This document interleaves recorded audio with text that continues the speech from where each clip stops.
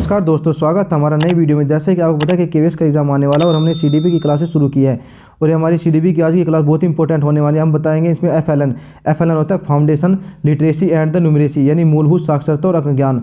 अब साक्षरता ज्ञान क्या होता है? मूलभूत साक्षरता मतलब होता है कि बच्चों को पढ़ने संबंधी कुछ जैसे क ख ग इनकी समझ हो जाना, यानी थोड़ी बहुत ही पढ़ने की समझ हो जाना। साथ ही अंक ज्ञान जैसे 1 2 3 इन मूलभूत चीज़ों का पता होना। बस ये इसी पर पूरा सारा कंसेप्ट है एफएलएन का। अब उसको थोड़े डिटेल में पढ़ते हैं। एफएलएन मूलभूत अंक ज्ञान और साक्षरता को संदर्भित करता है, जो एनईपी 2020 की सर्वोच्च प्राथमिकता यानी कि सबसे मेन प्राथमिकता यही है एफएलएन को प्राप्त करना। ठीक है। और जो एनईपी की 2020 की सर्वोच्च प्राथमिकता, एनईपी 2020 में कहा गया कि हमारी सर्वोच्च प्राथमिकता 2025 तक, अब इसको बदल देगा। इसको पता क्या लिखा, लिखा गया 2026 से 27 तक। ठीक कर लेना आप इसको, ये चेंज कर देगा सरकार ने। और उसके बाद तक भी प्राइमरी विद्यालय में और साथ ही साथ उसके बाद के विद्यालय में मूलभूत साक्षरता और संख्यात्मकता प्राप्त करना है। यानी 2026-27 तक सरकार का लक्ष्य है कि एफएलएन को प्राप्त करे। कहाँ पर? पूर्व प्राथमिक विद्यालय में, साथ साथ बाद के विद्यालय में भी, बादी शिक्षा में भी। इसमें क्या ये ग्रेड 3 के लिए जरूर इंपॉर्टेंट बात आपका के लिए कि क्या ग्रेड 3 के लिए है। एफएलएन किसके लिए लागू किया गया है? ग्रेड 3 के लिए। इसमें क्या होता है? ग्रेड 3 में हर बच्चा एक पाठ बोधन कर सकता है, लेकिन लिख सकता है, बुनियादी गणितीय संक्रिया कर सकता है, बुनियादी जीवन कौशल सीख सकता है। समझ गए ना? एफएलएन का मतलब क्या? एफएलएन ये किस पर आधारित होगा? देखिए क्या करेगा बच्चा, हर बच्चा लिख सकता है, बुनियादी गणितीय प्राप्त कर सकता है। एक मिनट समझिए बस कि ये 3 आर पर आधारित होता है। 3 आर का मतलब क्या? देखिए, एक तो आपका क्या होगा? रीडिंग, एक आपका क्या होगा? राइटिंग। ठीक है, ये आ रहा है राइटिंग में। एक आपको होगा अर्थमेटिक। समझिए, इसमें देखो रीडिंग में आ रहा है मतलब पढ़ेगा नॉर्मली, राइटिंग करना सीखेगा, अर्थमेटिक अंकों को नॉर्मली ज्ञान होगा। नॉर्मल समझ रहे हो ना? मूलभूत, यानी भाई बच्चों को मान लो 2 3 4 5 का नहीं पता तो क्या करे? कुछ भी नहीं कर सकता हो। तो यही है एफएलएन का मेन मकसद कि ग्रेड 3 के जो बच्चे हैं ना, कक्षा 3 के, ठीक है, वे लिख सकते हैं, बुनियादी गणितीय संक्रिया प्राप्त कर सकते हैं, साथ ही उसको पढ़ सकते हैं, सिर्फ उत्साह की बुनियादी जीवन कौशल सीख सकते हैं। सिर्फ यही सिखाना है बच्चों का एफएलएन के द्वारा। और स्कूली शिक्षा और साक्षरता विभाग, शिक्षा मंत्रालय, ये सब मिलकर इसके लिए कार्य कर रहे हैं। बुनियादी साक्षरता और अंक ज्ञान की उपलब्धि के लिए एक राष्ट्रीय पुस्तक संवर्धन नीति शुरू की जाए। वेरी इंपॉर्टेंट है फैक्ट।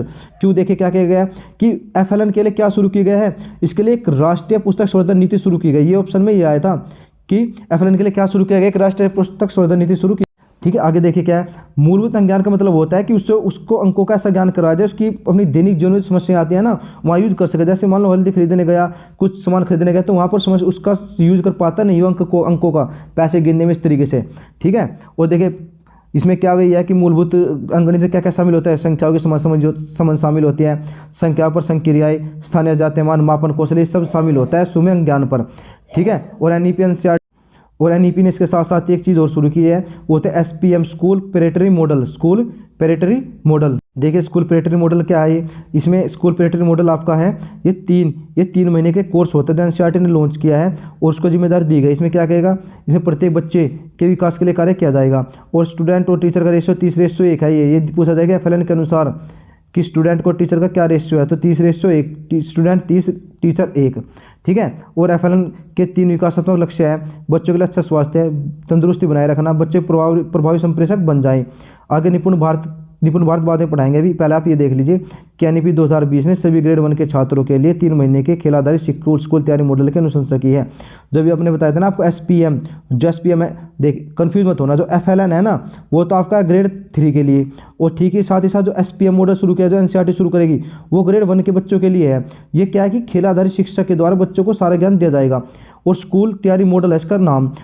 और बच्चे तब तक स्कूल नहीं जाएंगे जब तक सार्वभौमिक प्रावधान नहीं हो जाने, जब तक को बच्चों को बेसिक नॉलेज नहीं हो जाती चीज़ों की, मूलभूत साक्षर की, मूलभूत ज्ञान की, तब तक बच्चे स्कूल में नहीं जाएंगे।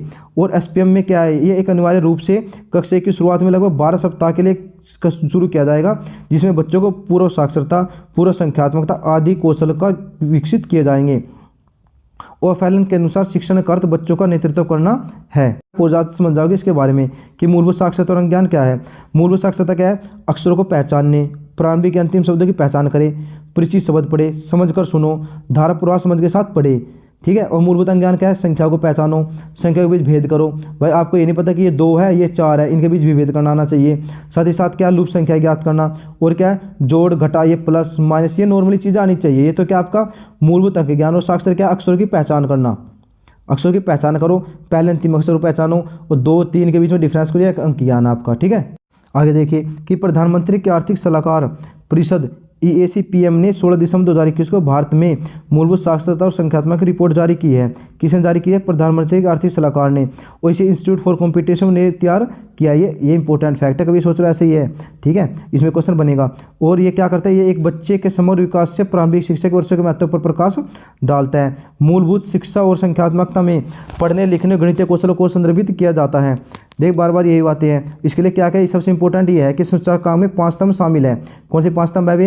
एक्सेस टू एजुकेशन, यानी शिक्षा तक पहुंच की, प्रत्येक बच्चे शिक्षक तक पहुंच है या नहीं है। दूसरा बुनियादी स्वास्थ्य, बच्चे का स्वास्थ्य अच्छा है नहीं है। शैक्षिक अवसर, यानी शिक्षा की अच्छी तरीके से इंफ्रास्ट्रक्चर तैयार हुआ नहीं हुआ है बच्चे के लिए। सीखने के परिणाम कि बच्चे ने कितना सीखा है, साथ ही उसका शासन गवर्नेंस देखेगी कि अगर बच्चा नहीं सीख पाता तो क्यों नहीं सीख पाता है, क्या कमी रहेगा, उनको सुधार किया जाएगा। ये सारे के सारे 5 के 5 स्तंभ इंपॉर्टेंट है, ध्यान रखना इनको, ठीक है। अगले देखें निपुण भारत। निपुण भारत में क्या किया गया है?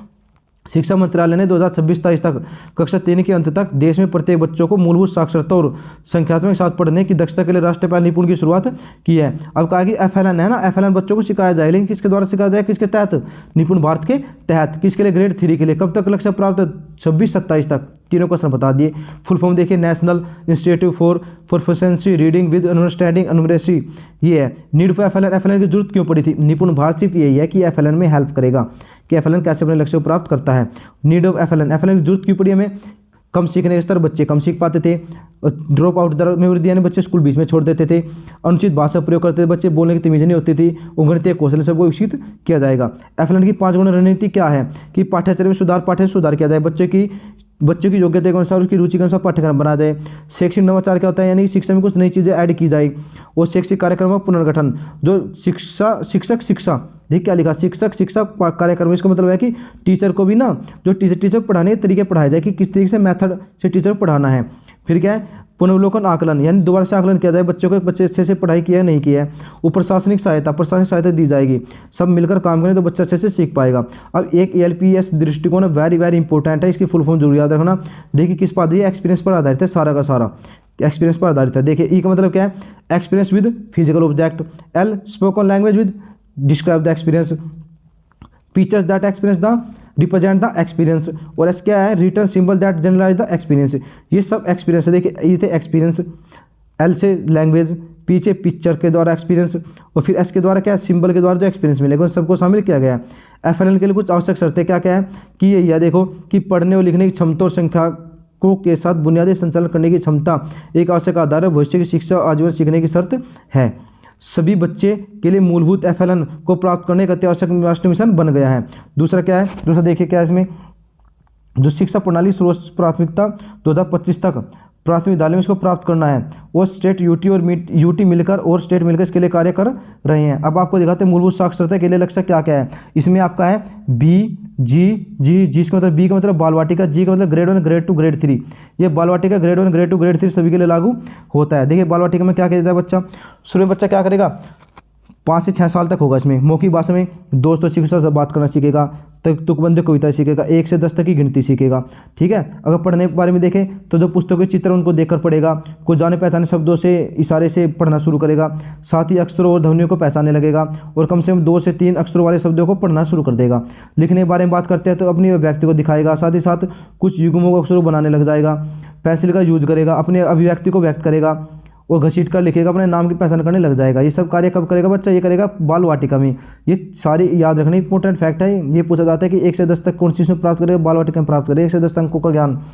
और फिर क्लास फर्स्ट में क्या सीखेगा? 6 से 7। इसमें क्या करेगा? मौखिक भाषा और पढ़ना लिखना। देखिए क्या क्या प्राप्त करेगा इसमें। अपने जरूरत के अनुसार टीचर से दोस्तों से बात करेगा, कक्षा में प्रिंट के बारे में बात करेगा। जो तुकबंदी कविताएं थी ना, बच्चा एक्टिव रहेगा, यानी कि बच्चा ना हाथ हिला डुला कर कविता गाएगा, ट्विंकल ट्विंकल लिटिल स्टार, ऊपर नीचे हाथ करेगा इस तरीके से, ठीक है। साथ ही साथ अंकों का ज्ञान क्या होगा उसे 99 तक के अंकों का ज्ञान हो जाएगा। और यहाँ देखिए पढ़ना क्या क्या पढ़ना सीख जाएगा। जोर से कहानी पढ़ेगा बोल बोल के, और बच्चे पीछे पीछे उससे दोहराएंगे। कहानी इस तरह के दौरान पढ़ना शुरू कर देता है। साउंड सैम्बल से शब्दों की उत्पत्ति करने लग जाता है, यानी बच्चे को बोला कि हमने बोला कक्षा लिख कर देखो तो बच्चा लिख कर दिखा देता है, यानी साउंड सैम्बल से शब्दों की पहचान करने लग जाता है। और साथ ही अननोन टेक्स्ट, अगर हमने कोई पैराग्राफ जैसे बच्चे ने कभी नहीं पढ़ा तो उसमें 4 से 5 साल शब्दों को आसानी से पढ़ देता है। यहाँ देखिए और क्या है लिखने के बारे में, क्या लिखने के बारे में यह है कि बच्चा क्या क्या लिखना सीख जाता है, कहानी कविता को लिखना सीख जाता है, और जो मात्रा होती है मात्रा उसे पहचान हो जाती है। साथ ही साथ लिखता है, खसीटता है और अपने व्यक्ति को व्यक्त करता है। ऐसे चित्र बनाने लग जाते हैं जो आसानी से जाने जा सकते हैं, बधाई देने लग जाते हैं, संदेश बनाने लग जाता है। जैसे बधाई के चित्र बनाते हैं ना, संदेश बनाते हैं, वो हैप्पी बर्थडे इस तरीके से बनाने लग जाता है। क्लास सेकंड में क्या है, ये मौखिक भाषा देखो एज क्या है 7 से 8 है। इसमें ये FLN के थ्रू सारी चीज़ें कक्षा में उपलब्ध चीज़ों के बारे में अच्छे से बात करेगा, सवाल पूछेगा शिक्षक से और सब उनके जवाब मांगेगा, और जो कविताएं गीत थी ना उन्हें सुनाएगा बहुत अच्छे से, और परिचित शब्दों को बार बार दोहराता रहेगा। जो जिन शब्दों को जानता है ना उसे मन ही मन दोहराता रहेगा बाद में बिना किताब को देखे। और फिर पढ़ना क्या इसमें बाल साहित्य है, पुस्तकों की कहानियों को आराम से सुनाता है, बिना देखे सुना देता है, पुनः सुनाता है। देखे शब्दों के अक्षरों से नए शब्द बनाता है। वो 8-10 वाक्य के आसानी से सरल वाक्य को दोहरा देता है, उन्हें पढ़ लेता है। पढ़ने की दर क्या होती है 30 से 45 मिनट पर शब्द होती है। देखिए और लिखने में क्या करेगा वो स्वयं की सहायता से बिना किसी को देखे ही छोटे छोटे सरल वाक्य की रचना करने लग जाता है। नामकरण शब्दों की, क्रिया शब्दों की और विराम चिन्हों को पहचान लग जाता है कि क्रिया कहाँ है, विराम कहाँ है, विराम चिन्ह कौन कौन से हैं, इन्हीं पहचान करने लग जाता है। अब देखिए कक्षा थर्ड के लिए क्या क्या करेगा FLN में, एज 8 से 9 तक। मौखिक भाषा घर और स्कूल की भाषा में बातें करने लग जाता है, स्पष्टता मांगने लग जाता है, कक्षा में प्रिंट के बारे में ज़्यादा बातें करता है, सवाल पूछने लग जाता है, उसके दूसरे के जवाब सुनता है, उनसे स्पष्ट करता अपनी बातें, व्यक्तिगत रूप से समूह में मिलजुल कर स्वर के साथ जोर जोर से बोलने लग जाता है, बातें कविताएं सुनाता है। फिर क्या करता है इसमें पढ़ने के बारे में देखें तो परिचित पुस्तकों पाठ्य पुस्तकों की जानकारी ढूंढता है, उसमें जानकारी ढूंढता है, कम से कम 60 शब्दों प्रति मिनट बोलना शुरू कर देता है। और साथ ही साथ अगर कोई हमने ऐसा वो दे देना पाठ उसी से कभी नहीं पढ़ा है, उस पाठ को पढ़कर उनमें से ना 4-5 शब्दों को 10 वाक्यों को आसानी से ढूंढ लेता है। साथ ही साथ हमें 4 से 5 प्रश्नों के उत्तर दे देता है। यहाँ देखिए लिखने में क्या करेगा वो नए नामकरण नए शब्द बनाएगा, विराम चिन्हों को अच्छे से यूज करेगा और व्याकरण रूप से सही वाक्य लिखने लग जाता है। ठीक है, उम्मीद है FLN आपको अच्छे समझ में आया होगा। हमने पूरी तरह से स्पष्ट करने की कोशिश की है। अगर वीडियो अच्छी लगी तो चैनल को सब्सक्राइब कर देना। ये यूनिट हमारी कंप्लीट हो चुकी है। नई यूनिट के साथ बहुत ही जल्द मिलते हैं।